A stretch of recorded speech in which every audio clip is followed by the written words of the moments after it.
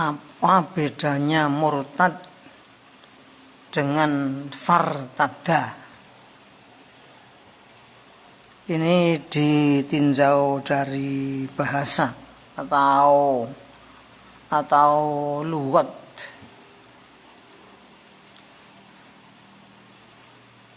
Kalau fartada itu kata kerja lampau dan pelakunya 2 orang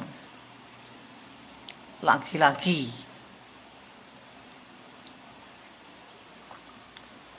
Orang ketiga. Kalau murtad itu isim fa'il. Kalau ini fi'il madhi. Bedanya itu kalau fartadda itu fi'il madhi, kata kerja lampau. Pelakunya 2 lelaki.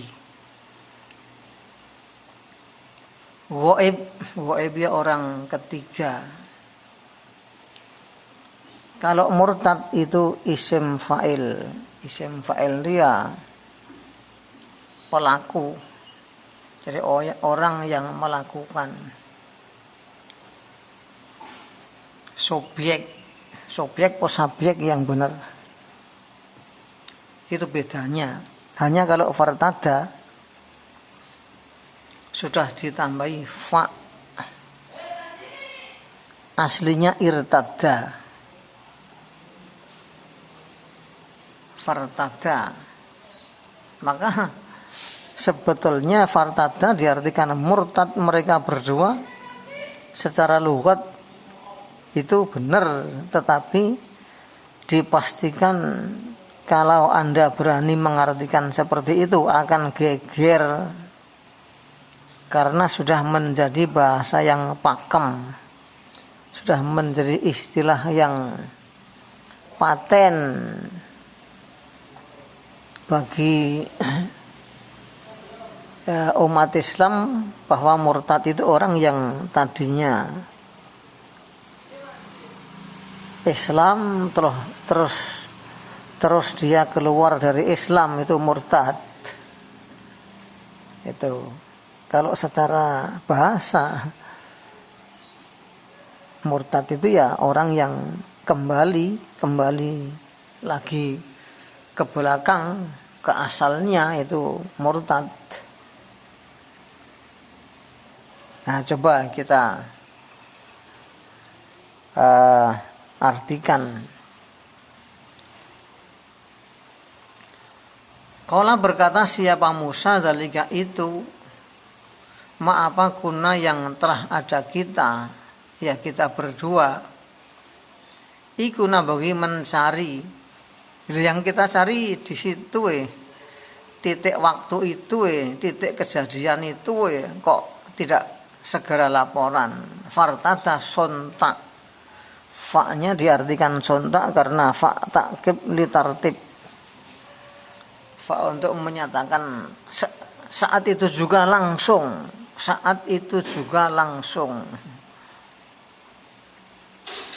Fartada sontak, kembali mereka berdua. Nah, maaf ya, jangan salah paham ya. Kalau ada orang yang mengatakan fartada maka murtad mereka berdua, sebetulnya secara bahasa, secara lughat benar. Hanya perlu diberi penjelasan. Murtad artinya kembali lagi, bukan murtad dari agama Islam. Lah murtad itu dengan irtada akar katanya itu sama, dari asal kata yang sama. Kalau fartada itu fi'il madhi, kata kerja lampau. Kalau murtad itu aslinya murtadidun.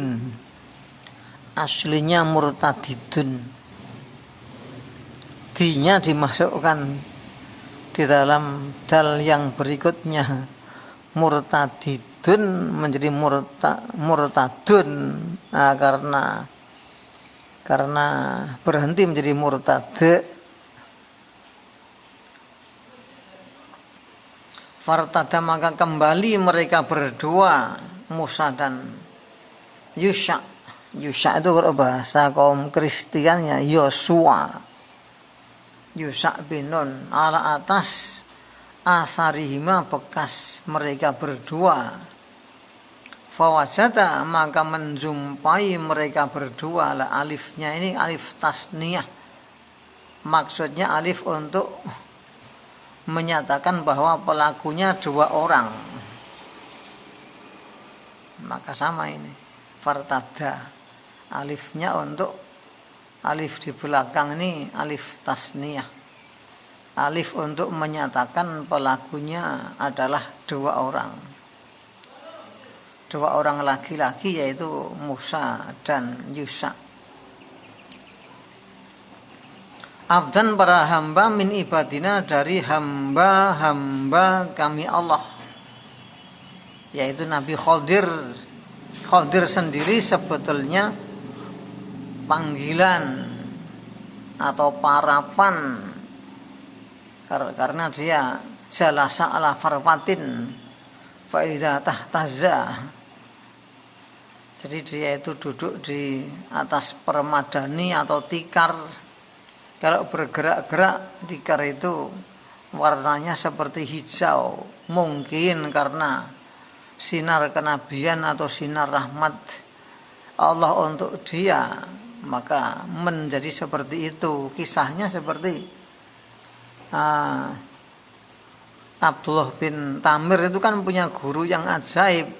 Abdullah bin Tamir.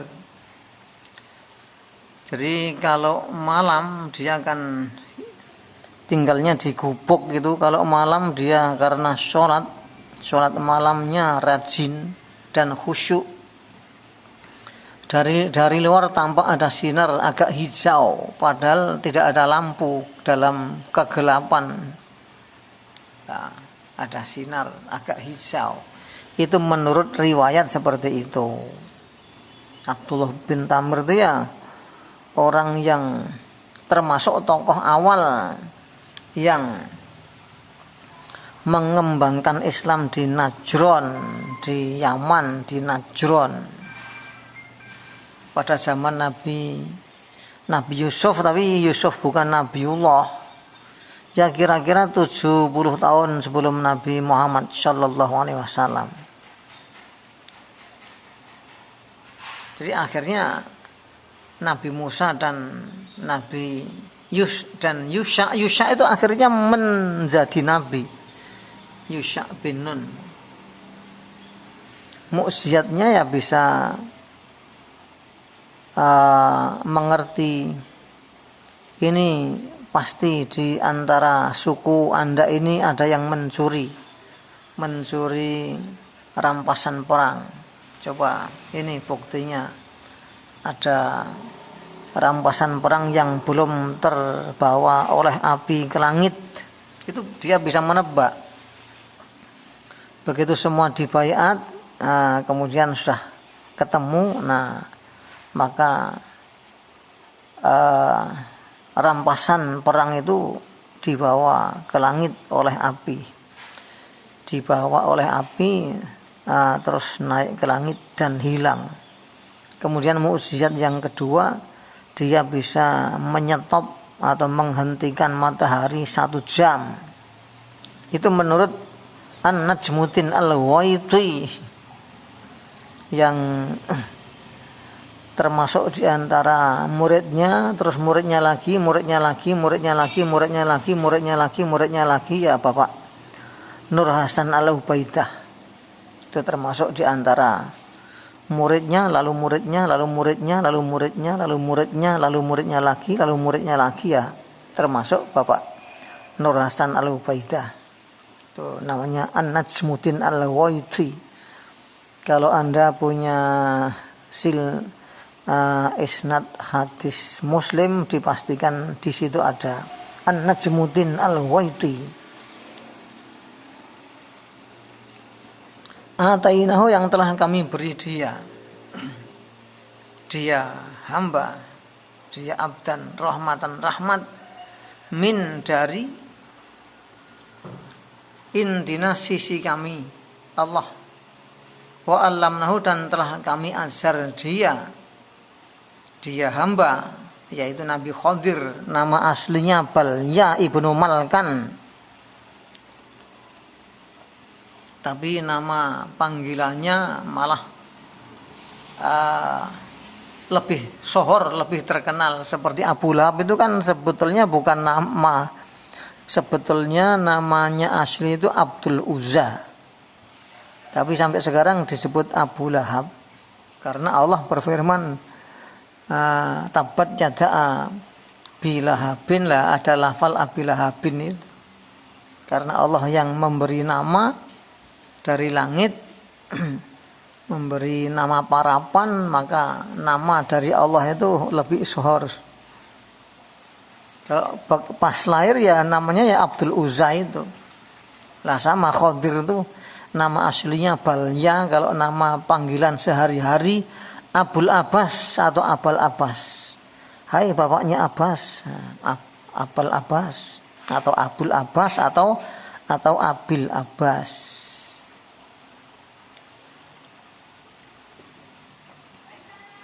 Wa 'allamnahu dan kami telah mengajar kepada dia hamba milladuna dari sisi kami Allah, ilman akan ilmu. Luar biasa langsung dari sisi Allah. Allah mengajar dia ilmu dari sisinya. Mungkin dengan lafal ini terus timbul istilah ilmu laduni itu dari ladun. Ladun itu menjadi laduni, mungkin itu wallahu a'lam. Yang jelas ilmu yang paling dahsyat itu malah ilmu mendekatkan diri pada Allah, ilmu menaklukkan hawa nafsu. Itu ilmu yang paling tinggi. Makanya Nabi setelah perang yang paling mengerikan dengan kerajaan yang paling besar sejagat, yaitu perang dengan kaum Romawi, namanya perang Usroh, perang Usroh, perang sulit itu perang apa? Perang Tabuk. Namanya perang Tabuk. Sepulang dari perang Tabuk, Allah mengajarkan ilmu cara bertawakal kepada Allah itu di samping hatinya diserahkan kepada Allah, lisannya juga melafatkan hasbiyallahu la ilaha illahu wa alaihi tawakkalna. Kalau dalam Al-Quran hasbiyallahu la ilaha illahu wa alaihi tawakkaltu wa huwa rabbul arsyil azim. Kalau kita robah diniati untuk keluarga kita, kita serahkan kepada Allah, ya bisa juga, enggak dosa kita merubah hasbunallahu la ilaha illahu wa alaihi tawakkalna wa huwa rabbul arsyil azim. Kalau aslinya ajaran dalam Al-Quran hasbiyallahu la ilaha illahu wa alaihi tawakkaltu wa huwa rabbul arsyil azim dalam surat Tobat akhir.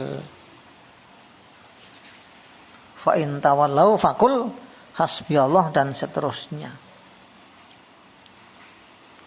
Jadi luar biasa di sini Nabi Musa yang dia mendapat kitab Taurat, berarti dia sebagai nabi yang paling pandai, paling pintar, paling pandai di dunia. Namun di sisi lain ternyata dia kalah pandai dengan Nabi Khadir, karena Nabi Khadir mendapat ajaran langsung dari Allah. Wa 'allamnahu min ladunna ilma. Lah bagaimana biar kita juga bisa seperti Nabi Khadir diajar terus oleh Allah? Ya bertakwalah kepada Allah. Dekati Allah sedekat mungkin. Niscaya Anda dituntun dalam kehidupan bagaimana cara hidup yang benar, yang pas. Itu makanya ihdinas syiratal mustaqim itu kan bimbinglah kami. Ihdina, bimbinglah kami asyirata pada jalan al-mustaqim yang lurus itu ya yang paling tepat, maksudnya itu paling tepat. al-mustaqim itu. Makanya ada penjelasan terusannya, yaitu syiratal ladzina an'amta alaihim, salahnya orang-orang yang telah kau beri nikmat atas mereka. Diberi penjelasan lagi, ghairil maghdubi alaihim waladhdallin, bukan salahnya kaum yang dimurkai atas mereka, juga jalannya kaum yang sesat. Karena kalau orang sesat itu kadang merasa benar, yakin dirinya benar padahal tersesat. Nah, ini beberapa hikmah dalam kajian ini, bahwa murtad itu adalah isim fa'il atau subjek, sedangkan irtada adalah fi'il madhi. Dan itu sama, itu murtad, irtada itu sama. Cuman jangan sekali-kali mengartikan pada ayat ini fartada maka telah murtad mereka berdua, yaitu Nabi Musa dan Yusha bin Nun. Jangan, karena kaum awam pasti akan berontak, itu akan menggegerkan dunia itu. Bagi kaum yang ngerti lughat, itu mungkin mereka bisa menerima, walaupun mungkin juga ingkar juga. Itulah maka ilmu itu luas, maka kita itu jangan mudah tersinggung, mudah marah, karena kadang orang ngomong itu dasar yang dia gunakan tuh beda dengan dasar yang kita gunakan. Seperti kalam loh, kalam bahasanya orang ahli nahwu dengan kalam bahasanya orang ahli fikih. Ada lagi kalam bahasanya kaum mutakallimin, itu kaum ahli tauhid, itu beda. Kalau kalam menurut bahasa orang ahli nahwu kan kalamuna lafdun mufidun kastaqim wasmun wa fi'lun summa harfunil kalim, itu kalam menurut kaum ahli nahwu. Kalamuna lafdun mufidun kastaqim wasmun wa fi'lun summa harfunil kalim wa hinduhu kalimatun wal qawlu amma kalmatun biha kalamun qatayu'am. Ini kalau bahasa orang ahli fikih beda lagi itu. Kalam ialah ucapan yang membatalkan sholat meskipun hanya ki dengan satu huruf, jaga. Ki itu kan artinya kan jaga, jagalah maksudnya. Itu sudah membatalkan sholat itu. Itu kalam itu. Kalam menurut kaum ahli tauhid, kaum yang mentauhidkan Allah, menganggap Allah, meyakini Allah Maha Esa, Maha segala-galanya. Nah, itu beda lagi. Nah, maka yang paling enak itu memang ya orang itu ngaji langsung Al-Quran. Itu hikmahnya, kitab yang hikmahnya paling besar itu Al-Quran itu. Langsung dikasih Al-Quran. Kita mencari guru yang memang dia sudah tahu mengenai itu, kemudian al-hadis atau as-sunnah